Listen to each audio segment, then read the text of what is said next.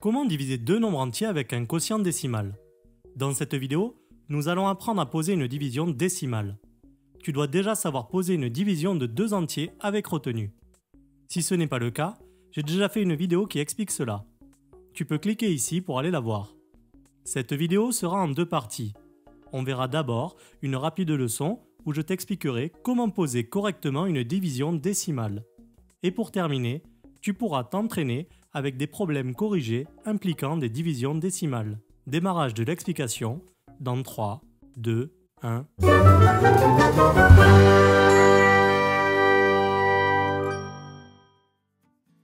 Comment poser une division décimale?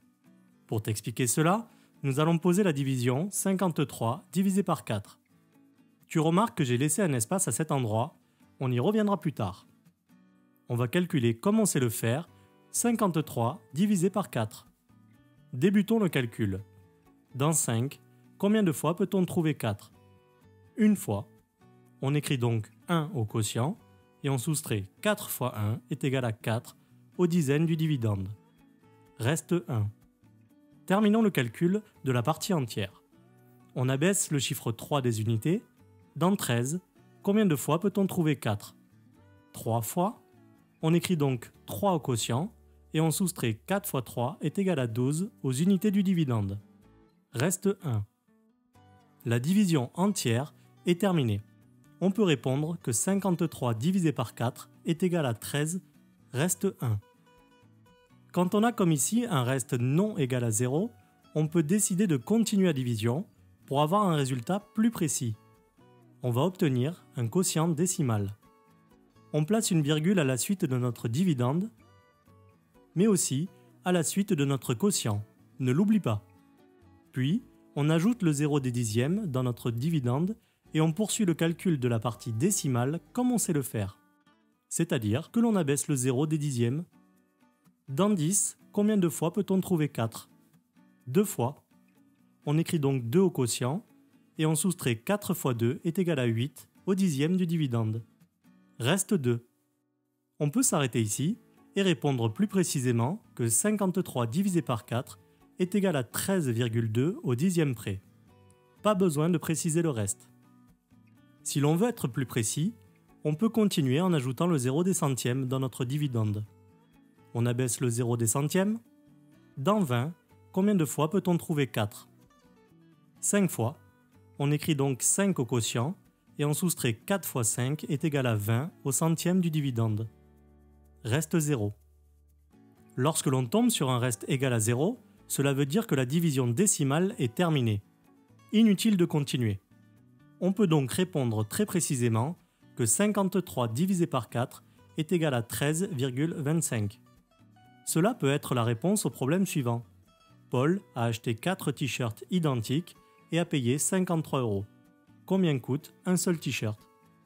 Après avoir posé la division décimale, 53 divisé par 4, tu peux répondre que chaque t-shirt lui a coûté 13,25 €.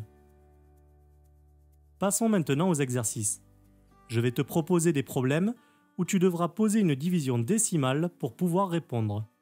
Pour ne pas rallonger la vidéo, je ne t'ai laissé que 10 secondes pour répondre. Je t'encourage donc à mettre pause pour avoir le temps de poser ta division et répondre au problème. Puis, à relancer la vidéo pour obtenir le corrigé. C'est parti.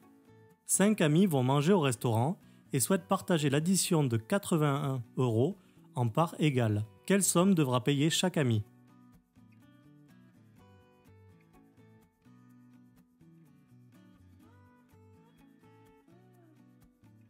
Le temps est écoulé. Voyons maintenant la correction. On va diviser l'addition de 81 € entre les 5 amis. On divise d'abord la partie entière. Dans 8, il y a 1 fois 5. On écrit 1 au quotient et on soustrait 5 fois 1 égale 5. Puis on abaisse le 1. Dans 31, il y a 6 fois 5.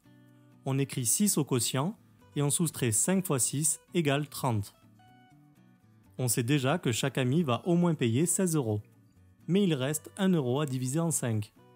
On va poursuivre la division en divisant la partie décimale. Rappelle-toi, on place la virgule dans le dividende et dans le quotient. Puis, on ajoute le 0 des dixièmes et on poursuit la division. On abaisse le 0. Dans 10, il y a 2 fois 5. On écrit 2 au quotient et on soustrait 5 fois 2 égale 10. Le reste est égal à 0. La division décimale est terminée. On peut donc répondre que chaque ami devra payer 16,20 €. J'ai rajouté un 0 dans ma phrase réponse pour respecter le format d'affichage des prix. Si tu ne l'as pas rajouté, ce n'est pas faux. Problème suivant. Rappelle-toi de mettre la vidéo en pause pour avoir le temps de poser ta division et répondre au problème. C'est parti. Un sac de 8 kg de pommes de terre coûte 18 €. Quel est le prix d'un seul kilo de pommes de terre?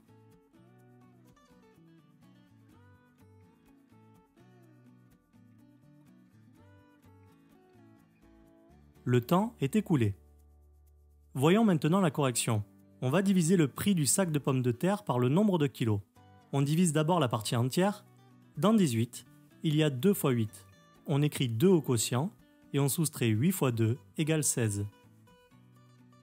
On sait déjà qu'un kilo de pommes de terre coûte au moins 2 €.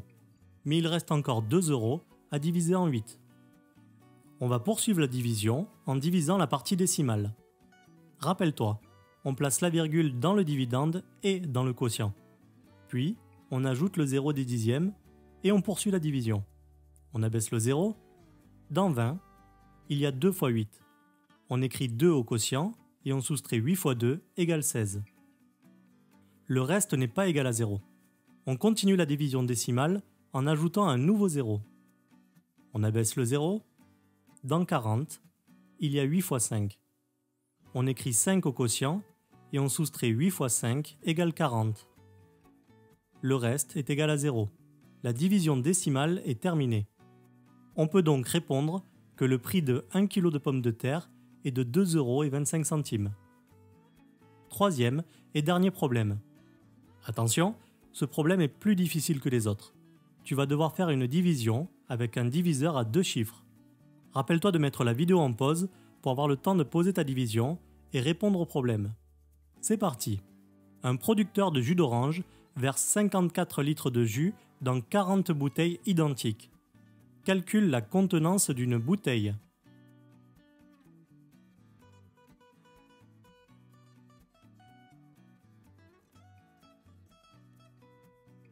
Le temps est écoulé. Voyons maintenant la correction. On va diviser le nombre de litres de jus d'orange par le nombre de bouteilles. On divise d'abord la partie entière. Dans 54, il y a 1 fois 40. On écrit 1 au quotient et on soustrait 40 fois 1 égale 40. On sait déjà que chaque bouteille contiendra au moins 1 litre, mais il reste encore 14 litres à diviser dans les 40 bouteilles. On va poursuivre la division en divisant la partie décimale. Rappelle-toi, on place la virgule dans le dividende et dans le quotient. Puis, on ajoute le 0 des dixièmes et on poursuit la division. On abaisse le 0. Dans 140, il y a 3 fois 40. On écrit 3 au quotient et on soustrait 40 fois 3 est égal à 120. Le reste n'est pas égal à 0. On continue la division décimale en ajoutant un nouveau 0. On abaisse le 0. Dans 200, il y a 5 fois 40. On écrit 5 au quotient et on soustrait 40 fois 5 est égal à 200. Le reste est égal à 0. La division décimale est terminée. On peut donc répondre que la contenance d'une bouteille de jus d'orange est de 1,35 litres. J'espère que tu as bien compris la leçon que je viens de t'expliquer. Si jamais tu as des questions, laisse un commentaire et je t'aiderai avec plaisir. Pour soutenir la chaîne, ajoute vite un pouce en l'air. N'hésite pas à t'abonner à la chaîne pour ne rien rater des futures vidéos. Explication terminée dans 3, 2, 1...